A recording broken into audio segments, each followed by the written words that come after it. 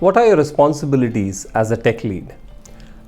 Maybe your current designation is a tech lead and they're trying to understand what do you mean by a tech lead, because very often each company has some variations to this. So start by, first of all, having an understanding of your own role. Spend time reflecting on it, writing it down to some extent. There are three parts typically to a tech lead's role. One is the business partnership. You're working with a product manager or your business counterpart. You're advising them on what it takes to do something, how to design, etc. That's typically a responsibility of a tech lead.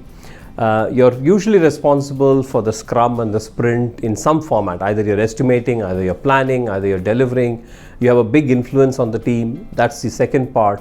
And the third part is, of course, trying to work with either the people manager or the others in allocation and in, sort of getting the work done to some extent. There may be other buckets. You may be involved in hiring, you may be involved in a structured mentoring program in your company.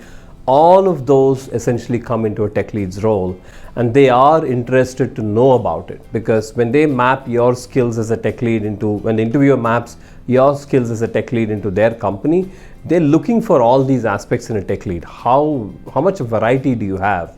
Start with speaking about your ability to do business partnership, how you advise your counterparts. Then go into your role as a Scrum or a sprint delivery leader. Design reviews, code reviews, architecture, that you're responsible for it has to come out. Everybody understands that you can't do everything all the time, but the fact that you're pivotal in that Scrum team is very important. Very often companies have a role called staff engineer.